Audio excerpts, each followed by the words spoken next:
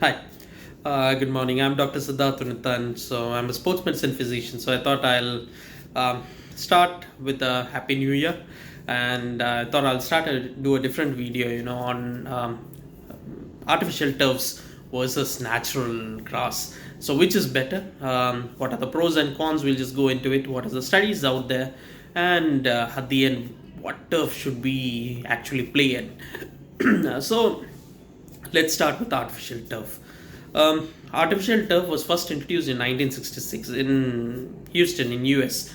So the turf was in a stadium called Astrodome, where they used something called AstroTurf. So that's how the name AstroTurf came, and we still use it in AstroTurf. We call it sometimes. That's because of the where it came from. It was basically first introduced in Astrodome, so that's why it's called as AstroTurf. So this was first where it started, and from there has been a lot of development. So basically, there is a lot of generations: first generation, second generations, based on the layering, what type of material is being used. So I'll keep it as simple as there are three types usually. There is something called the monofilament at artificial type, where individual grasses are there. This is somewhat as similar to a natural grass, and it is the ball control will be much a little bit better. The cleats have got a little bit more grip because there's more capping. So this is the thing with monofilament. Then there is the texturized filaments. These are a little bit curly, much more thicker, and they hold a little bit more grips. Grip strengthening is much more stronger, better in this. So definitely this is the second one, and then there's the combine, which combines both monofilament and texturized. So that is the three types of basically of all artificial turfs. Now let's go into the pros and cons. So let's start with the natural grass. So the natural grass, the major pro is it's one of them. It's natural, so it has got already a stable surface. Running and turning is much more easier. It does not cause a lot of injuries. We have studies on it. So what is the cons? Cons is maintenance. You have to maintain the grass. By smoothing it, by it can grow. Due to the if heavy rains occur, it can grow much more harder. So if snow comes, or if it becomes very cold, the grass won't grow properly.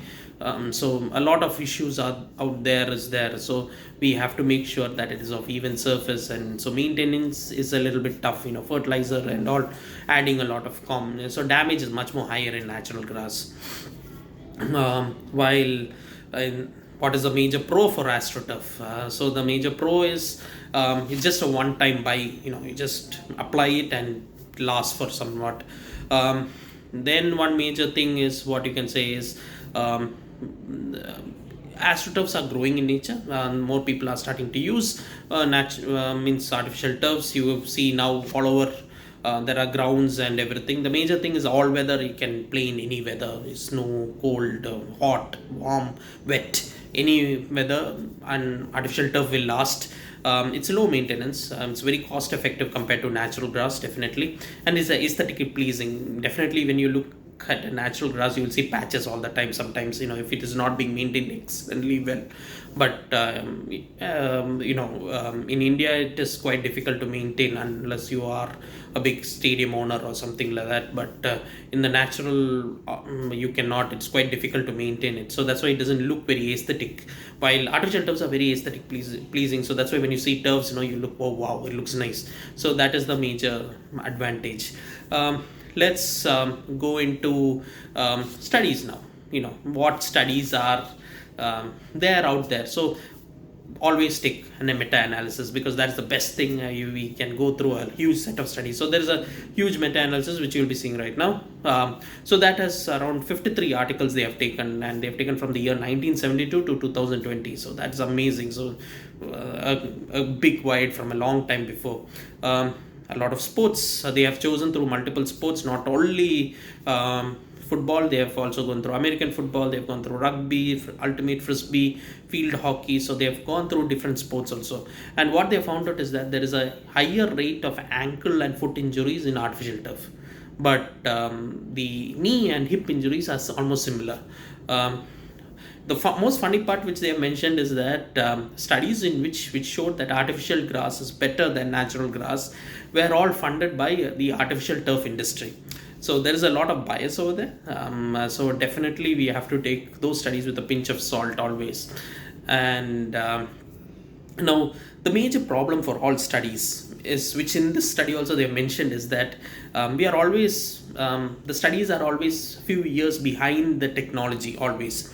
So when we do the study, say for example, we are doing the study at 2023 or 2024, what happens is that by the time we finish publishing the whole, collecting data and publishing it, we would have done it by the end of the year, or by next year it gets published. So by that time, one whole year has gone off and technology is caught up. So we are always a little bit delayed behind this thing. So the major studies which get looked upon and everything will be 2020 or 2017, which already 6 years have passed. So 7 years have passed. So what happens is that a lot of catching up is missing out. So we don't, so our technology is always catching up, and we are not, we have to keep doing more and more studies to find out more and more results. So that is one negative aspect of studies which we can say definitely. So the major debate is artificial grass, can you play with it, will it cause more injuries? So the funny part is, in NFL, National Football League of the American football, so they use artificial turf in almost 50% of their stadium, and there has been huge hullabaloo over that with players union against that. This became a big again question was when Aaron Rodgers, the quarterback for New York Jets, a major NFL player, he tore his Achilles, and he blamed it on, and everybody blamed it on the turf. So that is what is the problem. So American doctors over there what they have saying is that the turfs are amazing. They are much better in quality. So what happens is that the speed and the velocity of the players becomes much more faster when compared to a natural grass, because in natural grass there is a little bit of hold also. And while artificial turf, what happens, it allows quick movement, which increases your velocity, and this is a collision sport, so the collision injury is much more harder and higher in NFL. So that's why injuries are a little bit more harder, or much more severe in nature. So that is one of the major injuries and questions which they have always put. In football also, what they found out is that women injured quite a lot, and ACL is an epidemic almost. So what they're saying, turf injuries are quite high, especially for ACL, for your ankle, foot injuries. And one of the major reason is not using a proper footwear for the turfs. So what happens is that they wear the cleats which they use on natural grass, which is not ideal for artificial turf. So what happens is that they tend to injure themselves. Why you wear the same cleats is mainly, luck plays a factor. You are quite comfortable in that shoes. So that is one of the major reasons which can cause also injuries. So that is also one of the reasoning given behind why artificial turf there is more injuries. It is not due to the turf, it is due to the people also. So there is a combined work always. So let's conclude the whole thing. That's what I would say. Currently grass is definitely superior. That's what I would say. It's a little bit higher above, not like huge differences there, but it's a little bit superior because injuries are much more lesser. Artificial turfs are definitely catching up, and they're getting as much more closer to grass, natural grass, and I'm sure in the future they are going to replace natural grass. Just a matter of time. Currently, if you want to play in turf, definitely play, but make sure that you wear your ideal footwear whenever you're playing, so that you never injure yourself. Make sure you use your proper protective method. So if you have had already an ankle or knee injuries, do wear protection against it, and do play. Do some form of strengthening exercises always.